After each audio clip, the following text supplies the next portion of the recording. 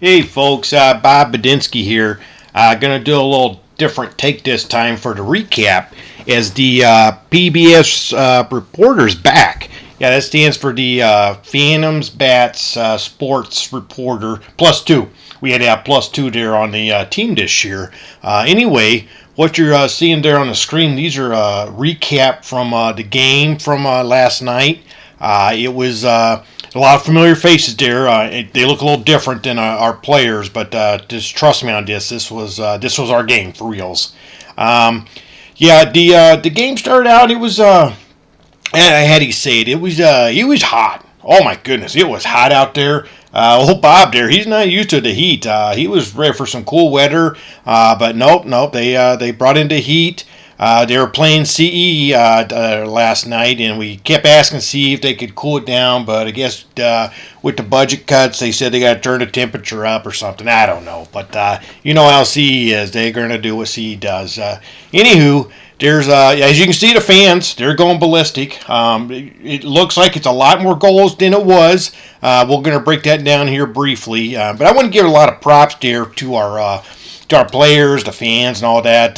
There's going to be some names you may recognize. You may have to do a little research to figure out who the heck they are. But it was the CommyCon again. We had the Comm-Bats and the Phantoms. They're from contracting. We also had the plus two. We had a mid group, and I think it was LRS, what I was being told there.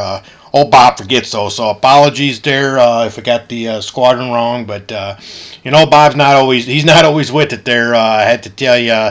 And plus, I think Bob actually was probably drinking there last night as he's watching the game. He got a little fired up. He was talking to coach, and coach trying to put him down. Apparently, coach trying to take out the team the last game.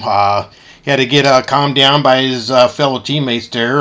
That's Coach Chia. You know how he gets. He gets fired up, and he just wants to take people out. So, anywho, let's go back to the game there. So, yeah, the game's it's pretty evenly matched. Tell you this, it was only 0-0 in the first half. That's how the half would end. And you're going to see a lot of these goals. Unfortunately, a lot of these goals you're seeing on the screen were called back. They did not count in the end. So we kept trying to change the jerseys and stuff. But anywho, we're trying to do the right thing. Some people impersonating. But anywho, so who do we have on the team there? I'm going to try to run down our players and a couple guys who weren't there the whole time but still contributed for sure. We had this guy named Jeremy High Socks with Crocs. You'll know who he is there if you ever see him doing PT or whatever. He likes to wear those socks up to his knee. But he had a fine showing. Appreciate him coming out there. Then we had the goalie. This guy, I don't know. He claims he's never played before, but this was Jonah, the hands on the florist and the goalless. The guy, absolutely amazing. He stopped way more goals than he allowed. And just appreciate him coming out. He claims he plays baseball, but if you wear his bare paws were working quite nicely, and he made some phenomenal saves. And then we had Walker. I think he's the medical guy, but he goes by Speed Racer number 1. Unfortunately, a name he probably doesn't really care for right now, but hey, the truth is the truth, right? But played phenomenal in the back, absolutely the core of the defense, and I'm glad we had him out there. A lot of the times his counterpart there was Run DMC. You guys probably know him as the David Martinez Carrasco. But yeah, we call him Run DMC. The dude runs. He walks this way. I mean, he does a lot of stuff. We just appreciate what he does out there. And pretty cool there with Dave. He brings out the whole family each time, and they have a blasty there with Carla and little Miss Scarlet. And they call him David, the little guy, but I think his name is Miguelito. But that's a different conversation there. Who else we have out there? Oh, we had this guy named Heath. Sheath will sneak and attack. He's a little guy, but he packs a punch. Reminds me of old Coach Chia back in his day.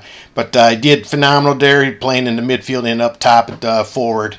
And then we had, who else was out there? Oh, this guy. We call him Noah Bougie because who wears Lululemon to play soccer in? This guy. But he's also known as Speed Racer number 2. Again, not a fan of his name, and he understands. But we'll call him Bougie. I think we like that one. That's a better name. And he was up front playing midfield too. Couldn't quite get it in, but he was trying. And then this guy he came in. He played solid defense. There's just he goes by Arturo Primo Donna. Plays like Madonna, but is a winner. He's legit. I think the guy's a model or a rapper or something. He's got a lot of background. He's young. He's an up-and-comer. I expect big things for him moving forward. And then we had Fernandez. This dude, he comes out of nowhere. I just met him the other night. He's pretty quiet. Most people don't know him yet. But he's going to be out. He's going to be in the squadron here soon. We called him the Silent Assassin. He was quiet, but he would take you out. Oh my goodness, that guy. He'd run through you.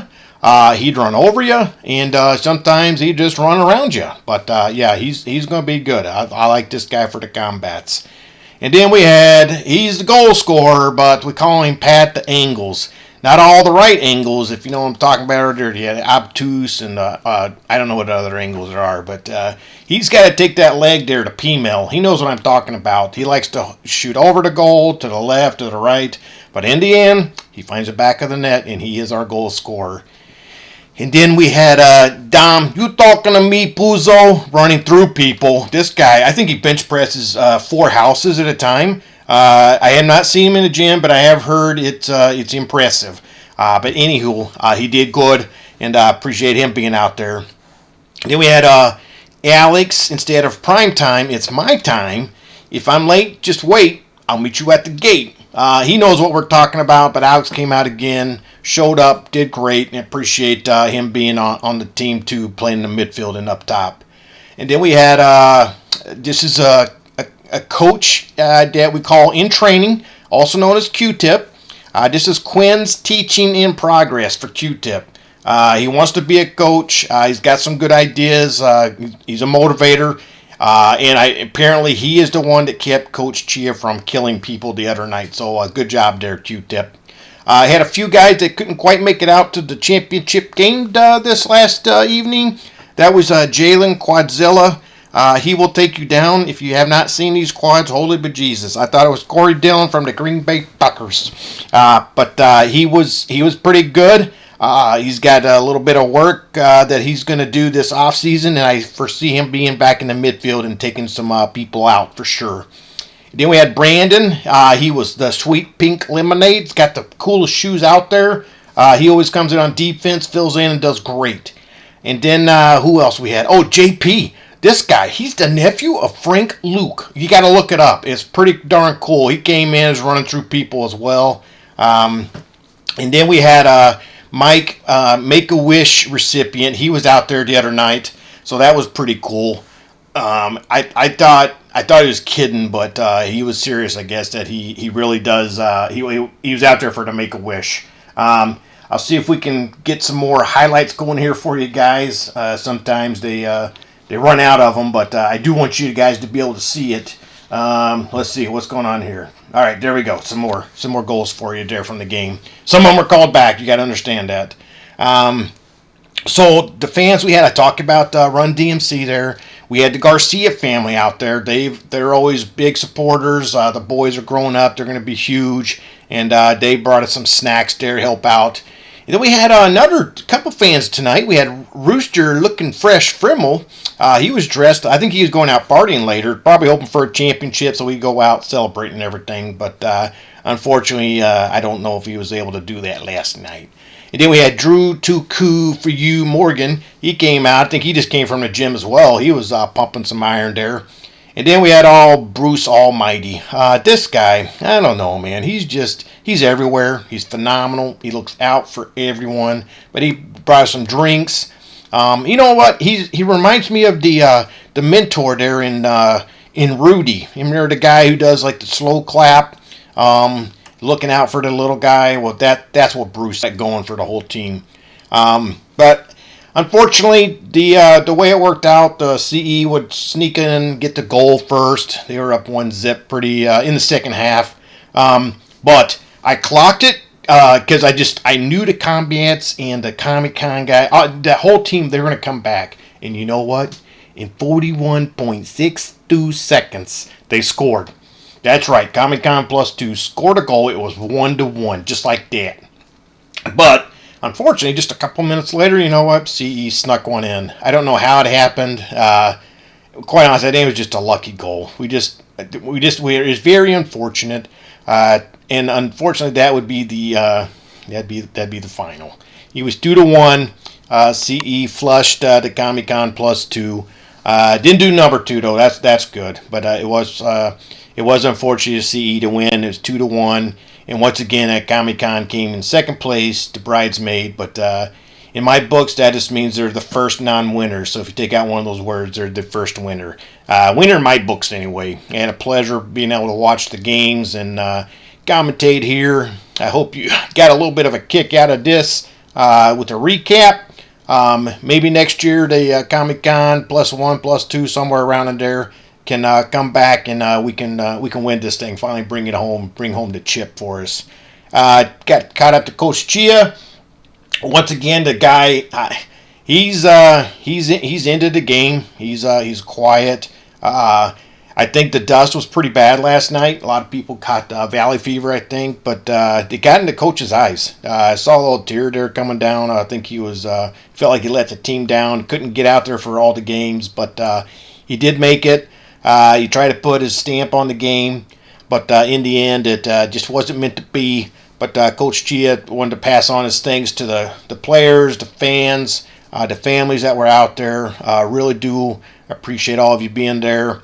I think Coach Chia is going to try to come back next year. We'll see how things work out. But in the end, I guess I'll sign off for tonight. The game didn't end up the way we wanted to, but in the end, they're still winners in our hearts. And for Bob Badinsky here, I am out.